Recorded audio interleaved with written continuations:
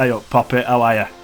Welcome back to week 6 of Relive the League. It's me again on my own, Mike.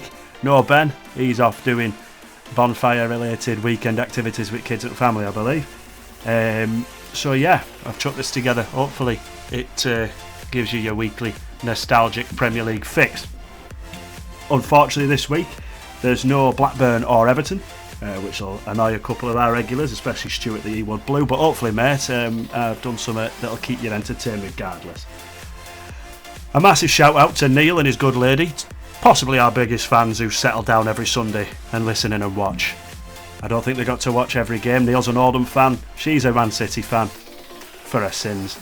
So hopefully you can catch up on the games you had to miss while you were visiting each other's teams in the 90s. Please, if you haven't already, come to Twitter, follow us at PremStarsHQ. Do the thing on here, please chuck us a like, please chuck us a comment, please subscribe if you haven't already, and stick a notification bell on as well. There's some exciting things to look forward to this week and some tragic ones as well if you're sticking around as far as the Man United game. There's some more hilarity with the back pass rules. Sheffield United Simon Tracy, I'm looking at you. Tottenham did a fair rub at Green this week. It's about time we did that for him. Anything else? Eric Cantona, he done alright, doesn't he? He doesn't seem to do too bad every week. But yeah, I won't bore you for too long. Please. Yeah. Oh, that's it as well. We're looking to do a few more collaborations and stuff as of next week going forward. We've got some good ideas. If anybody wants to get involved in any way, we're looking at doing some guest commentaries. We've had one or two, maybe a few more than that interest already in it. Let me know. Give us a message on Twitter. We're always welcome. You're always welcome to get involved. All right, enjoy this week's episode.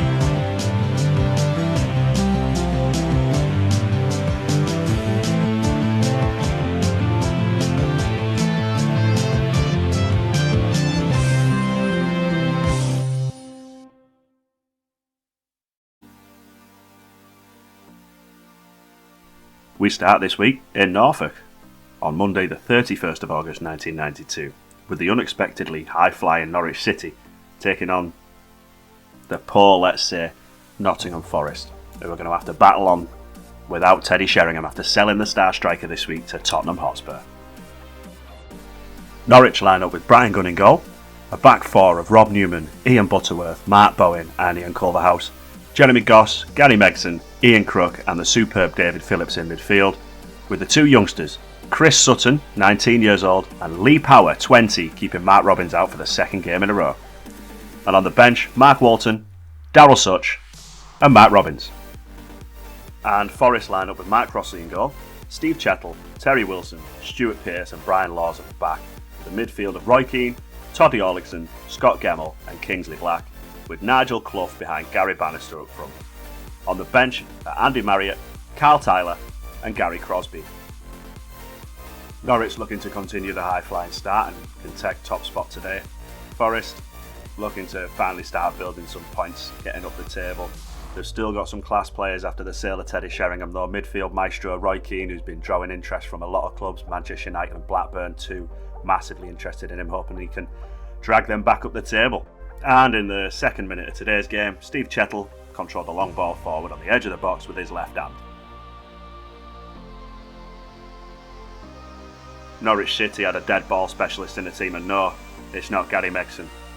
It was Ian Crook, who lined up this free kick and placed it perfectly in the postage stamp in the top corner, leaving Crossley reaching. 1-0 Norwich. The all too familiar sight of a grumpy Mark Crossley booting a ball out from the back of the goal. There's nothing he could have done there. The Norwich fans are going wild. Crook, sensational. Then just after the half-hour mark, Forrest turned on the style. Crossley pinged one out to Roy Keane. Roy Keane back to Pace. Pace up to Gary Bannister with some fantastic hold-up play in the middle of the park. Back to Pace. Loop one forward. Who's got onto the end of that? It's Roy Keane. He's everywhere, that man. Fantastic ball over the top towards Nigel Clough, who first time finish in the bottom corner past Brian Gunn. Superb play. Forrester back. 1-1.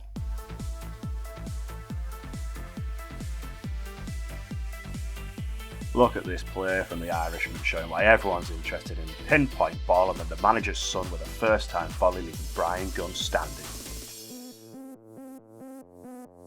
Then, my personal highlight of the week, Mark Bowen drives forward and missed challenge by Roy Keane. Toddy Ollickson makes up some great ground there.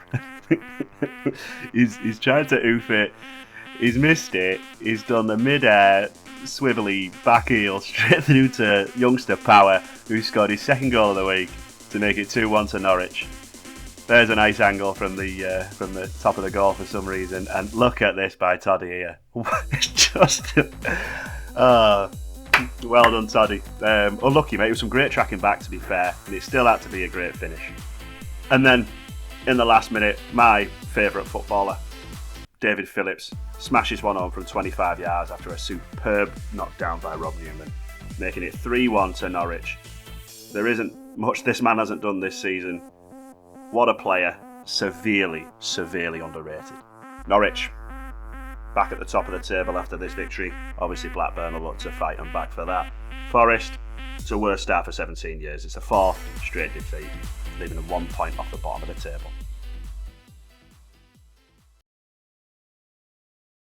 From one underperforming former European champion to another, as we welcome in September 1992 with a trip to Liverpool and Southampton are the visitors to Anfield. Liverpool, it's safe to say, have had a disastrous start to the season and are languishing near the foot of the table, as are Southampton, but they got themselves a great win at home to Middlesbrough at the weekend. Today sees Liverpool's first game in front of the new centenary stand, an £8 million investment opened by FIFA's president Lennart Johansson. You'd like to think that they'd be able to celebrate this with a wonderful victory under the lights at Anfield. Liverpool make two changes today in a more attacking lineup and have gone with David James in goal. The same back four of Mark Wright, David Burrows, Steve Harkness and Rob Jones. In the middle, Jan Molby, Jamie Redknapp, Steve McManaman coming in for Dean Saunders, Mark Walters coming in for Paul Stewart and Ronnie Whelan, with Ian Rush up front on his own. On the bench are Mike Hooper, Mike Marsh and Michael Thomas. To counteract Liverpool's more attacking lineup, Southampton have moved a defender back from midfield and gone with a back five. Tim Flowers, Kevin Moore, Ken Moncow, Mickey Adams, Francis Bernali comes in for Perry Groves and Jason Dodd. In midfield, Terry Hurlock, Neil Madison with Matt Letizia in front of them, with David Speedy and Kerry Dixon up front. On the bench are Ian Andrews, Jeff Kenner and Nicky Banger. Liverpool's issues were highlighted with Southampton's opening goal today. Matt Letizia was just given all the freedom he wanted to ping in a perfect ball, and Kerry Dixon made it 1-0 to Southampton. Liverpool had to fight like dogs to try and get points back, as you would against Southampton, and in the 60th minute, Jan Molby whipped in a free kick. Mark Wright powered ahead at home to make it 1-1. A terrible showing from Liverpool. They had no shape, they were prone to errors, the young stars are trying hard, and then you've got the older stars. There's a massive generation gap, and that's where the issues are lying. The biggest hole in the park, or gap in the park for Liverpool today, was the one left by Dean Saunders. It looks more and more likely he's going to Aston Villa. Villa think they have a deal tied up at 2.1 million, but Liverpool are holding out for more like 2.9, which is what they paid for him in the first place from Derby. Souness wants to use the money to go out and buy Craig Short from Notts County. He's desperate for him, and it looks like it today.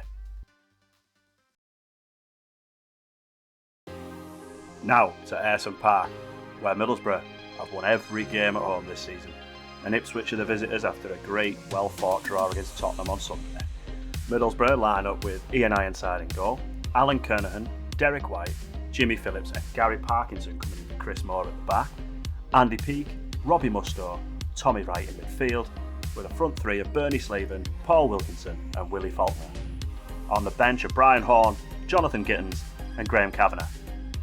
And for Ipswich, Craig Forrest in goal, a back four of Neil Thompson, Phil Whelan, David Linnigan and Eddie Youds, who comes in for Chris Kawamia, allowing John Walk to move further up the pitch, Mick Stockwell, Geraint Williams, Jason Dezell and Gavin Johnson in midfield, with John Walk behind Paul Goddard up front. And on the bench are Clive Baker, Glenn Pennyfather and Simon Milton. Ipswich started the better of the two sides today, and after 26 minutes a corner came in, David Linnigan flicked on and found John Walk 3 yards out unmarked to make it 1-0 to Ipswich, his second goal of the week, second goal of the season. Middlesbrough equalised in the 54th minute when Jimmy Phillips swung in a free kick and Alan Kernahan, not much further out than Walk, made it 1-1. And in the 59th minute, Ipswich pumped a free kick forward. It met the head of Jason Dezell, who flicked on and found the run of Paul Goddard, who slotted home past Ian Ironside to make it 2-1 to Ipswich. Lenny Lawrence's Middlesbrough though, they never give up, and in the 82nd minute, Andy Peake with a great header put through Paul Wilkinson one-on-one with the keeper. He doesn't miss from there, he scored again. It's 2-2 at Ayresome Park. Middlesbrough's 100% home record in doubt? Not for long. Paul Wilkinson found himself in the box, got absolutely sived down. The last minute, Middlesbrough have a penalty. Slaven grabs the ball straight away to pick it up. His only intention is to say, I'm having this. It's Bernie Slaven, Middlesbrough goal scoring hero, 100% home record. He's missed. 2-2, another well-earned point for Ipswich. Unluckily for Middlesbrough though, they could have kept that 100% home record, but Bernie Slaven popped it wide. Still though, they can be very proud of being unbeaten at home a month into the season. And those old legs of John Walker doing wonders at Ipswich, aren't they?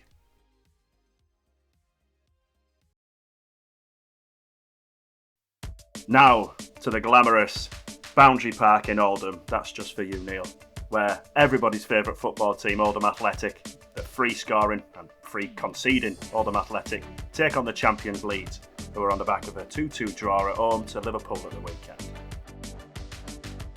Both sides with the same starting 11 as the previous fixture, Oldham going with John Hallworth in goal, Steve Redmond, Richard Jobson, Neil Poynton, Gunnar Haller, Neil Adams and Paul Bernard. All defenders, don't know who's playing where. One midfielder with Mike Milligan and three forwards, Ian Marshall, Ian Olney with his home debut after his move from Aston Villa, and Graham Sharp. On the bench are Ian Gray, Craig Fleming and Roger Palmer. For Leeds United, John Lukic in goal, Chris Fairclough, Chris White, Tony DeRigo and John Newsom at the back. In midfield, David Batty and Gary McAllister, with Rod Wallace and Gary Speed on the wings, and Eric Cantona behind Lee Chapman up front. On the bench is Mervyn Day, Steve Hodge and super sub Gordon Strachan. It took until the 53rd minute today to get some action, and then we got possibly my favourite goal of the season so far. Cantona chipped one forward, Wallace couldn't get on the end of it. It was cleared as far as Gary Speed, controlled well, passed it out to the wizard himself, Tony DeRigo, who beat a man, whipped one into the cross. Fairclough powered a header, it was saved. Speed couldn't quite get there, there's an almighty scramble. Fairclough nearly kicked someone's head off, and then Cantona chipped one into an open net to make it 1-0 to the champions. Then, in the 76th minute, Gary McAllister decided to go for a little stroll in park and then played in Cantona for his own stroll in park, and he rolled one past Allworth to make it 2-0 to Leeds. The champions are coasting home, taking 3 points back to Ellen Road. Then in the 85th, Cantona went looking for a third. Got caught in possession and couldn't be bothered tracking back, and the ball was cleared down the right towards Paul Bernard, who raced clear down the wing, looked up, picked out a perfect cross. It was flicked on by Graham Sharp and home debutant Ian Olney makes it 2-1. Could the Champions League be in trouble? Well, in the 90th minute, a corner came in, Richard Jobson headed one, and who was there? Ian Olney with one of the most successful home debuts in Premier League history, 2-2. So, Oldham conceding 5 in a week, scoring 5 in a week, getting themselves 2 points. Champions Leeds, scoring 4 in a week, conceding 4 in a week, getting themselves 2 points. 2-2. What a game.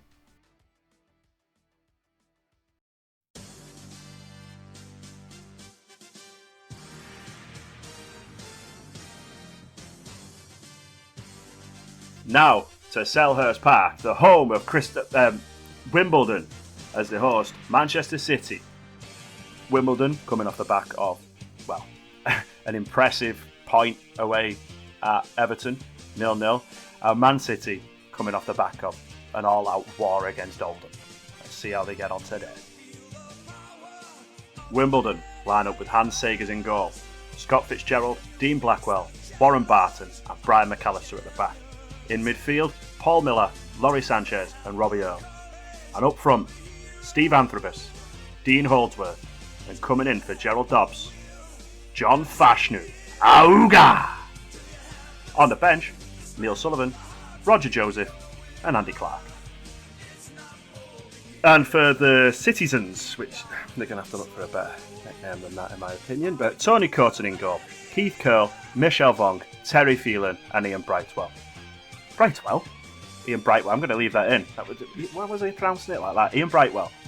Peter Reid decided to take the game by the scruff of his neck by himself, replacing, well, Steve McMahon, that's old boy for old boy, Gary Flitcroft, Fitzroy Simpson and Rick Holden in the middle, with David White and Niall Quinn up front.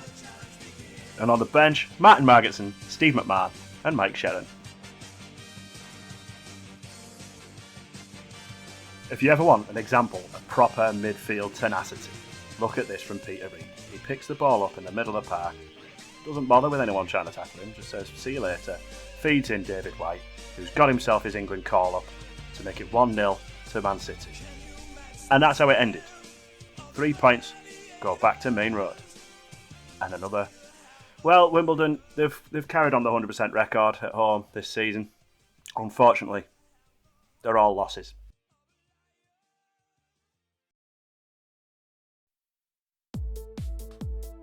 Now, Ian Porterfield's Chelsea have a nice little trip to Birmingham to face Aston Villa at Villa Park. Villa still yet to win at home this season, and Chelsea haven't won at Villa Park in over a decade. Dalian Atkinson on fine form this season with 3 goals. Got himself an assist last week, no goal. Chelsea's star-studded strikers that they've signed in the summer still yet to really hit the mark. Villa remain unchanged from the win away at Sheffield United at the weekend with Nigel Spink in goal, Sean Teal, Paul McGrath, Steve Staunton and Earl Barrett at the back, 2-goal hero Gary Parker, Kevin Richardson, Ray Houghton and Steve Froggatt in midfield, with Dalian Atkinson and Cyril Regis up front. On the bench are Les Seeley, Ugo Ehiogu and Frank McAvenny. For Chelsea, one change this week, Dave Besant in goal, Paul Elliott, Mal Donaghy and Steve Clark at the back. In midfield, Gareth Hall, Eddie Newton comes in for Graham Stewart, Vinnie Jones, Andy Townsend and Dennis Wise with Robert Fleck and Mick Harford up front. On the bench, Nick Colgan, David Lee and Joe Allen. Despite the dismal home form at the start of this season, Villa started off the better of the two sides. Earl Barrett looped in a cross, Paul Elliott tried to head clear, it only went as far as Cyril Regis and he nodded one down and it bobbled around at the edge of the box. Kevin Richardson fired home to make it 1-0 to Aston Villa. On the 40-minute mark and after some questionable defending from Aston Villa, the ball was played in the box, Andy Townsend played it back across and there was Robert Fleck to open his account for Chelsea. 1-1. And just before half time, a long ball was pumped forward and Eddie Newton had played a 1-2 with Fleck and just like the last time he got the nod to start, fired home to make it 2-1 to Chelsea. In the second half, Villa seemed to down tools. And after a great run down the right from Eddie Newton, he crossed a ball in to Robert Fleck, who played the ball back to Vinnie Jones, who he scuffed a shot, came off a Villa defender, bounced to Dennis Wise, who was in the clear. who made it 3-1 to Chelsea. Another poor performance at home for Villa, but a great win for Chelsea, finally seeing some payback off the strikers that they signed in the summer, and Super Eddie Newton getting his second start of the season, and more goals. You're listening, Portfield. Newton's your boy.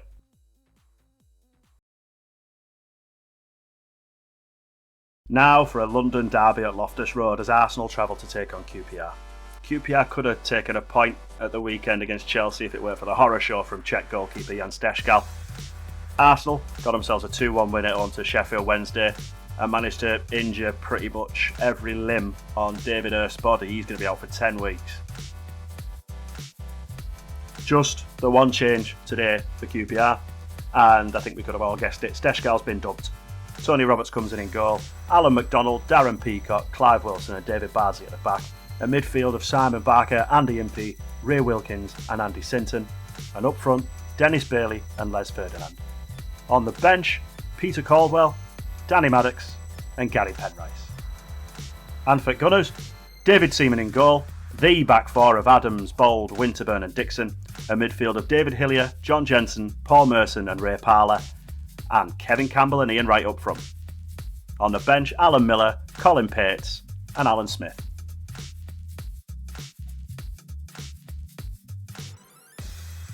Arsenal have David Seaman to thank today for keeping the goals out. Some great saves. But the moment of the match has to go up here. Well, Lee Dixon basically murders Andy Sinton in the box. The ref, for some reason, look at this. A scissor tackle from behind, no ball, crops his legs to nothing. Not a penalty. Bit lucky Arsenal, aren't they? Then, just like last week against Chelsea, somehow, after some great play, Les Ferdinand found himself through on goal, and you only expect one thing. But again, he's poked it wide of the right-hand post. Arsenal had a chance to win the game late on, and after some great play down the right, by Wright and Parler, Parler whipped a cross in, Alan Smith knocked one down, a great turn by Wright who produced a delicate chip towards a far post and a sensational save by Roberts, and then Kevin Campbell fired one straight at Alan Smith's rectum, and the ball went out for a goal kick, 0-0. Not the best result for Arsenal, but on current form with the loss at the weekend, a great result for QPR, keeping them right up at the top of the table. When are Arsenal going to turn it on?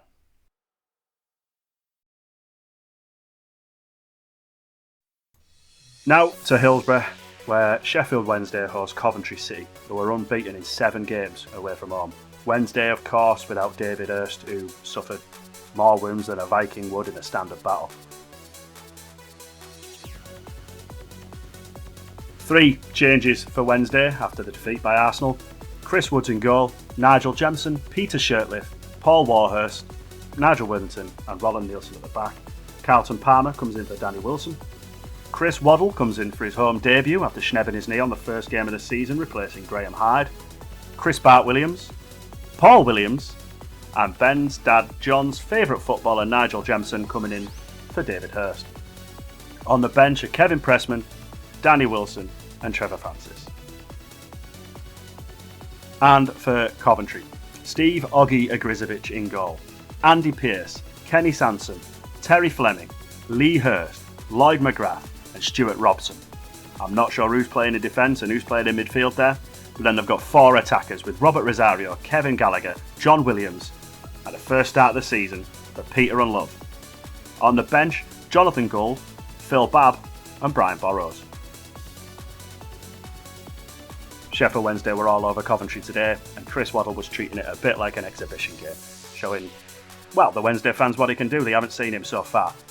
His famous runs down the right, his quick feet, jinking inside, putting in dangerous crosses. I don't know how, but somehow he didn't get himself a penalty here.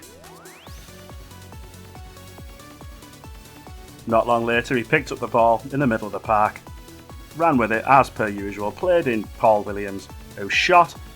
Great save by Agrizovic, and then Nigel Jemson misses from 4 yards out, hits the post, open goal. I think they're missing David Hirst. Then, after a proper switch-hit ball, Nigel Worthington played a 1-2 with Waddle and fired wide. When are Wednesday going to get this goal? Then, after some great play up front between Williams and Bart Williams head through on goal for his first league goal for the club, and it went wide. Then, massively against the run of play, John Williams broke free down the right, nipped in across, and there was diminutive 19-year-old Zimbabwean Peter Unlove with a superb diving header. Then in the second half, Unlove got some space down the left, played in Kevin Gallagher, and then, as per usual, Hurst scores at Hillsborough.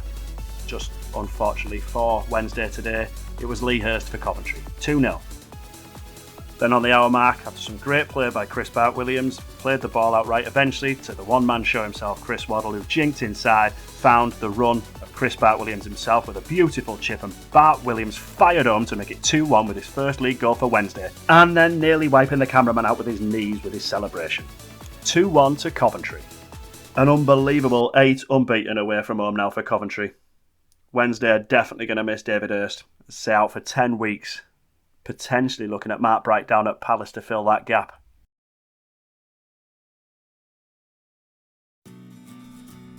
Now to White Hart Lane, where my new favourite football team, Tottenham Hotspur, face Sheffield United. And why are Tottenham Hotspur my new favourite football team? Well, I'll tell you. I just love it when a football team have issues, and to correct that, they go out and fix these issues directly. Tottenham have done exactly that. To get themselves into winning ways this season, they've gone over to Nottingham. They've paid £2.1 million and got themselves a Teddy. A very hungry Teddy, a goal-hungry Teddy, to form a deadly partnership up front with Scott Gordon-Jory. And he doesn't just promise goals, although he has promised one on his debut. He's guaranteed goals. This will see Tottenham fire themselves right up the league, where the fans feel they finally deserve to be. Tottenham line up with Ian Walker in goal, a back four of Neil Ruddock, Jason Cundy and Pat Van Den Hau. Another shout out there for Ash and the Alive and Kick in the 90s Football Podcast, and anyone who's heard it will get that. Stone, Cold, Dean, Austin, Vinnie Samways, Steve Sedgley, Paul Allen and Darren Anderton in midfield, with Gordon Jury and the new man himself, Teddy Sheringham up front. On the bench, Eric Torsved, Andy Turner and Andy Gray. And Sheff United have Simon Tracy in goal, Brian Gale, Paul Beasley and Tom Cowan at the back, a midfield of Kevin Gage, John Gannon, Adrian Littlejohn, Paul Rogers, Ian Bryson and Glyn Hodges, and up front on his own, their own superstar striker, Brian Dean. On the bench, Alan Kelly, Charlie Hatfield and Alan Cork. A great sight for Tottenham fans, not just because it's Teddy. A striker up front who's going to get him goals. Nice little opportunity for the mascot to be dragged over by Ruddock to go spend time with him. In the 43rd minute, Steve Sedgley got the ball on the left and he played it in, and the inevitable happened. Teddy Sheringham opened the scoring and opened his account for Tottenham Hotspur. Ran to the corner flag in front of his new adoring fans with the most arrogant celebration you'll ever see. But we don't care, it's Teddy. 1-0 to Spurs.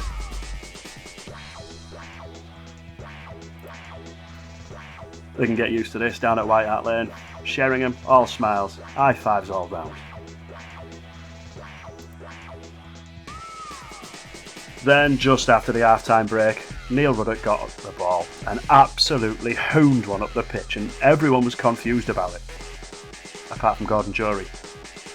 Tracy in great position in there. Jury gets the ball on the left, puts a cross in, and, well, I don't know, you know, he's accidentally scored, but what was Tracy doing there? He made zero effort.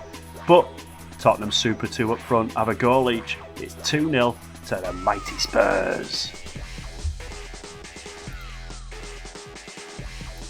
Jury saluting his crowd with an absolute wonderful bit of skill. Not many men can trick a goalkeeper and a whole defence into the tamest of efforts into the middle of the goal. Anyway, 2-0 Spurs. Last week we had Jan Steshkal. This week, Simon Tracy with the back pass roll gets the ball. I still don't know what he's doing. He's running. I don't know which way he's going. He's run out the pitch, right? Fair enough. Ball boy's got it. He's tassel it ball boy. And then he's taken out Lino, and I don't know who that is down there. He's got his second bookable offence. He's sent off. I can only guess that his first bookable was that lame effort for Jory's goal. But anyway, he gets sent off. 10 men for Sheff United. A first win of the season for Tottenham Hotspur. They're climbing the table. They're back. They've got themselves a teddy.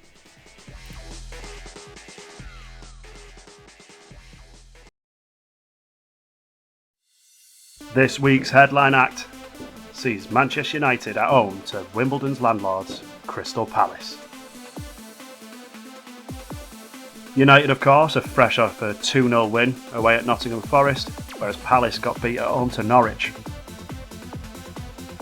One change for United this week: Schmeichel in goal, Steve Bruce, Gary Pallister, Clayton Blackmore coming in for Mike Phelan, Dennis Irwin, Paul Ince, Darren Ferguson, and Ryan Giggs in midfield, Brian McClare, Dion Dublin and Mark Hughes up front.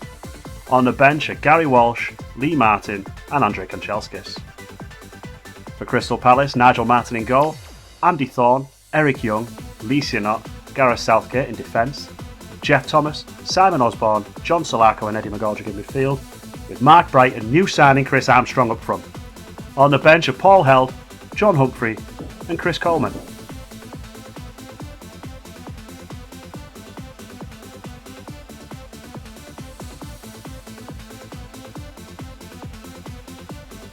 Palace boss Steve Coppell, of course, a legend at Manchester United. Across the many years he spent there, wowing the crowds with his superb skill and his goal scoring, becoming a true legend at Manchester United. Today, however, he wants to get another 3 points at Old Trafford, but not for Man United. As per usual, United started off on the front foot, and early doors, Paul Ince smacked one from 45 yards and everyone thought it was in, except Nigel Martin. Not long later, Ince played in Dennis Irwin down the left, who whipped in a great cross. Mark Hughes met it at the near post, just wide. Still 0-0.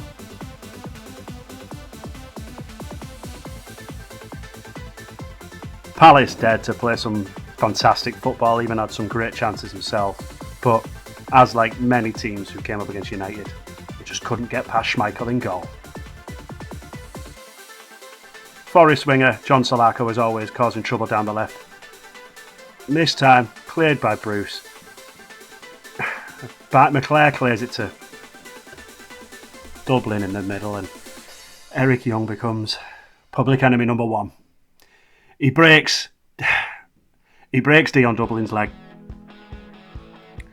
Oh, Dion. Oh, he's only just got a team. He's been looking good, and that's cynical. That's from behind. That's not just a red, that's a prison charge. No. I hope. Get well soon, Dion. Get well soon, mate.